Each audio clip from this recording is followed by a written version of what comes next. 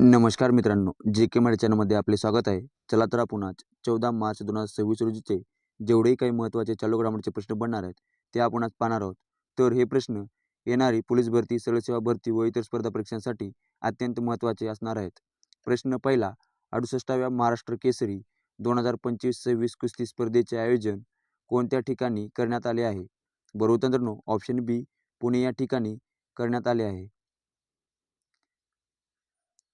ही स्पर्धा पुणे जिल्ह्यातील वाघोली येथे आयोजित केली जाणार असून या स्पर्धेचा कालावधी आहे 18 ते 22 मार्च 2026 दरम्यान ही स्पर्धा पार पडेल.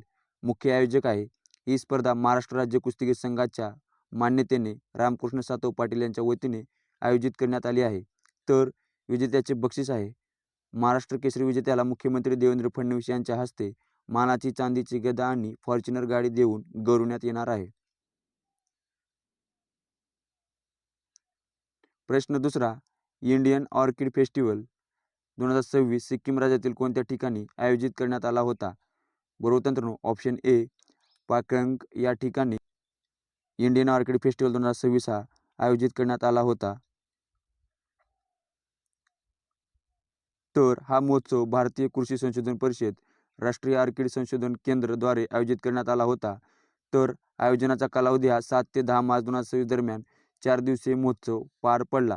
मुख्य विषय होता सौंदर्य आणि समृद्धीसाठी ऑर्किड्स हा महोत्सवाचा मुख्य विषय होता. प्रश्न तिसरा, नीती आयोगाच्या वित्तीय आरोग्य निर्देशांक 2026 मध्ये कोणत्या राज्याने प्रथम स्थान पटकावले आहे? बरोबर मित्रांनो, ऑप्शन सी ओडिशा राज्याने हे प्रथम स्थान पटकावले आहे.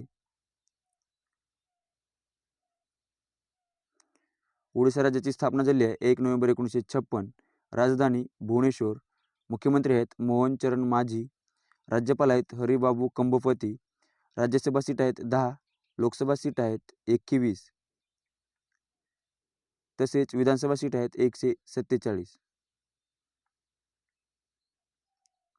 प्रश्न चौथा, लंडन येथे आयोजित इंडिया UK अचीव्ह अवॉर्ड 2026 मध्ये कोणाला ग्लोबल इंडियन आयकॉन पुरस्काराने सन्मानित करण्यात आले? बरोबर मित्रांनो, ऑप्शन डी मेरी कोम यांना लंडन येथे आयोजित इंडिया UK अचीव्ह अवॉर्ड्स 2026च्या ग्लोबल इंडियन आयकॉन पुरस्काराने सन्मानित करण्यात आले. तर मार्च 2026 मध्ये लंडन येथे आयोजित इंडिया UK अचीव्ह अवॉर्ड्स मध्ये भारतीय बॉक्सर मेरी कॉम यांना त्यांच्या क्रीडा क्षेत्रातील उत्कृष्ट योगदानाबद्दल सन्मानित करण्यात आले आहे. त्यांना या सोहळ्यात ग्लोबल इंडियन आयकॉन म्हणून गौरवण्यात आले आहे. तर उद्देश आहे भारत आणि युनायटेड किंगडममधील शैक्षणिक आणि सांस्कृतिक संबंध दृढ करणाऱ्या आणि आपापल्या क्षेत्रात विशेष कामगिरी करणाऱ्या भारतीय व्यक्तींना हा सन्मान दिला जातो. प्रश्न पाचवा, मार्च 2026 मध्ये महिला कृषी आणि अन्न प्रणाली आंतरराष्ट्रीय परिषद कुठे आयोजित करण्यात आली होती? बरोबर मित्रांनो, ऑप्शन बी नवी दिल्ली या ठिकाणी आयोजित करण्यात आली होती. आयोजन ICAR म्हणजेच Indian council of agricultural research. तर 2026 वर्ष महिला शेतकऱ्यांचे आंतरराष्ट्रीय वर्ष म्हणून घोषित करण्यात आले आहे.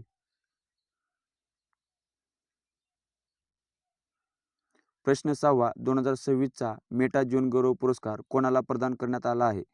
बरोबर मित्रांनो, ऑप्शन बी अमोल पालेकर यांना 2026चा मेटा जीवन गौरव पुरस्कार हा प्रदान करण्यात आला आहे.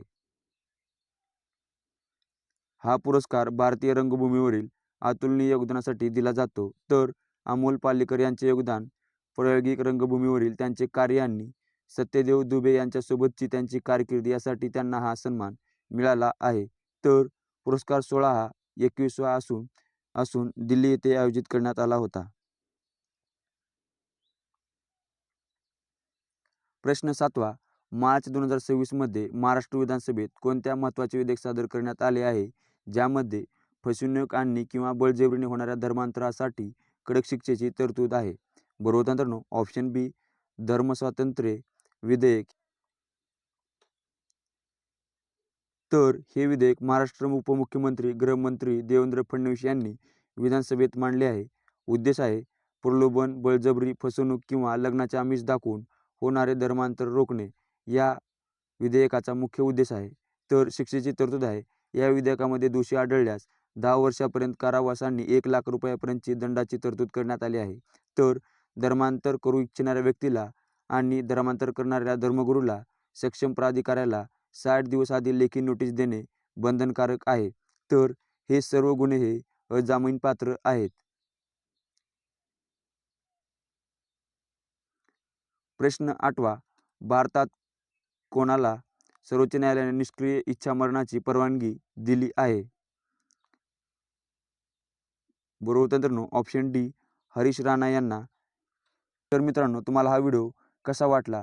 व्हिडिओ आवडला तर लाईक, सबस्क्राईब आणि कमेंट करायला विसरू नका व असेच व्हिडिओ पाहण्यासाठी आपल्या चॅनलला सबस्क्राईब करा.